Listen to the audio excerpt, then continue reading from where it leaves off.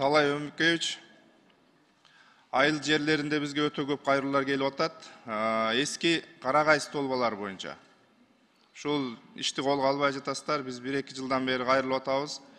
Бираз берип коесуңар. Ошонун негизинен дагы шамалда, ар түрдүү оор аба ырайынын шарттарында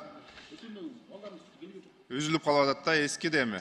Сынып кеткен учурлар болуп атат. Ушул боюнча кандай пландарыңыздар бар? Кышка чейин.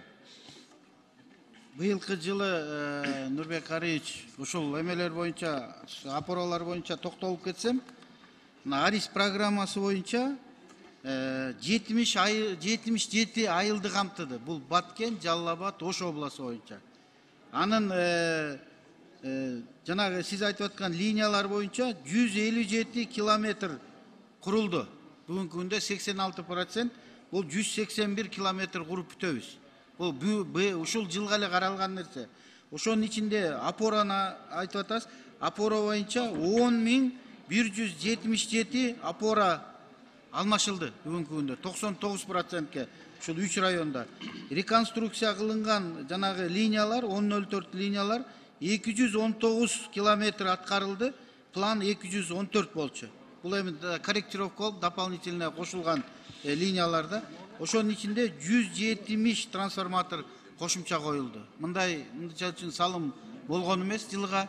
Анан жылдан жылга азыр бүгүнкү күндө Жалал Абадта бетонный завод иштеп атат. Быйылкы жылы жайды жайлата ошол бетонный завод, опора чыгарган завод камсыз кылып атат.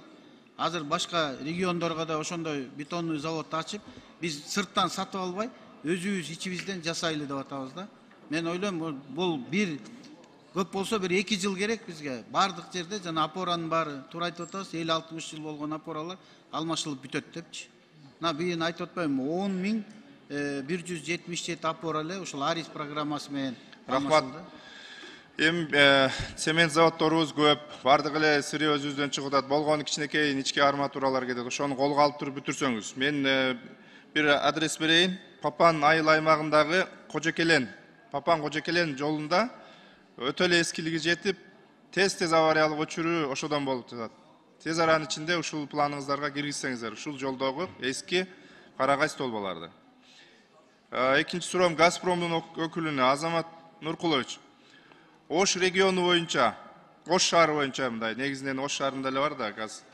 Ошол боюнча канчага быйыл объемду көбөйттүңүздөр? Газ берүүнү. Жаңы айылдарга бердиңиздерби, тарттыңыздарбы деген? Нурбек Карыевич, бул эми секрет эмес, түштүк жакта газификация менен газ менен камсыздоо боюнча маселе татаал. Анткени жылдан жылга Өзбекстандан газ келүүчү, ал жерден биз эми трубанын эң аягында экенбиз. Анан өзүңүздөр деле көрүңүздөр, былтыр кандай коңшу мамлекетте кандай татаал кырдаал болду, көрдүк баарыбыз. Ошондуктан алардыкынан да өзүлөрү газ жетпегендиктен бизге мындай остаточный принцип менен берип атат. Бирок өсүш жок. Бирок быйыл жана июнда Өзбекстан менен Россиянын Газпромдун ортосунда жол карта кол коюлду. Ошол жол картасынын негизинде мына 1-октябрдан баштап коңшу мамлекет 1 миллиард куб метр Россиядан ала баштады. Мурунку Средняя Азия центр деген газопроводтун реверс менен ала баштады да. Ошого эми карата биз дагы ниетибиз бар, биздин да ушундай пландарыбыз бар. Бизге дагы ошо үзгүлтүксүз стабилдүү газ менен камсыз болот деген пландарыбыз бар. Муну биз Газпром менен чогуу жол карта иштеп чыктык. Эми ошондой тилектешпиз.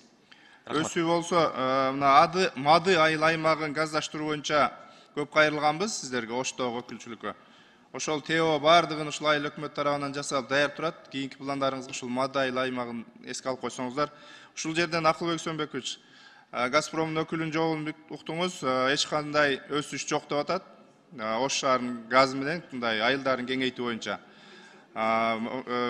Ош шаары өсүп атат, канчалаган үйлөр түшүп атат, жаңы конуштар пайда болуп атат. Ошон үчүн мына биздин буларды карап отура бербей, Өзбекстандан ашса силерге беребиз деген жооп болду да. Ошого биз мына өзүбүздүн Кыргыз нефтегаз ишканабыз бар. Ошонун мен объемдорун сурасам, Ош Жалал Абадка жетет деген сөздөрүн айтып атат. Болбосо ошол нерсени тартып барганга аракет кылбайлыбы? Ошого көз карашыңыз кандай? 1 январга чейин Кыргызнефтегазтын дагы тагдырын аягына чейин чечебиз. Анткени геологоразведка боло турган болсо, анда түштүктү камсыз кылганга мүмкүнчүлүктөрү бар. Бирок геологоразведкага бир топ чоң инвестициялар керек болуп атат. Бүгүнкү күнү Газпром менен Кыргызнефтегазтын ортосунда сүйлөшүүлөр бар. Эки президенттин макулдугу бар. Газ боюнча толук бөлүп, Газпромго берели дагы нефть боюнча калып калсын деп. Азыр дагы сунуш кылып атышат. Газпром газды дагы нефтин дагы добычасын берсеңиздер, переработкасын толугу менен өзүңүздүн колуңуздарда алып калсаңар деп. Биз ошонун үстүндө иштеп атабыз. Бирок азыр алдын ала аэрокосмо разведка боюнча караганда биз жакта мүмкүнчүлүктөр бар экен, түштүк регионду толугу менен газды камсыз кылып койгонго. Кошуналарда өзлөрүндө абдан катуу тартыш болуп атат. Атын айтпай эле коеюн, алар араң 2 миллиард 800 миллион кубка жаңы соглашение түзүп бүтүштү. Ошондой эле берки бизге транзитке көз каранды болуп жүргөн өлкө дагы газды өзлөрүнүкү жетишпей, Орусиядан газ ала башташты. Биз да өзүбүздүн камыбызды ойнобосок болбой калды да.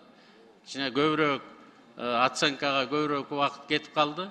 Анан биринчи пятерка аудиттен оценка подтверждениясы болуш керек дейт. Анан жанагындай апат болуп кеткенден кийин алары да келбей коюп, азыр кичине юридикалык жактан такалып калганбыз. Бирок азыр буюрса 12 октябрга чейин ушуну толугу менен чечебиз го деп атам. Рахмат, ийгилик.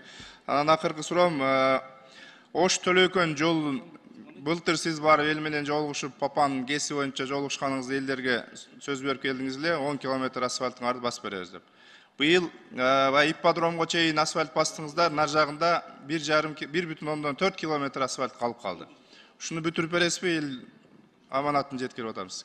Быйыл эмес, эмдиги жылы. Быйыл болбой калабы? Быйыл болбойт, уже сууп болуп калып атат.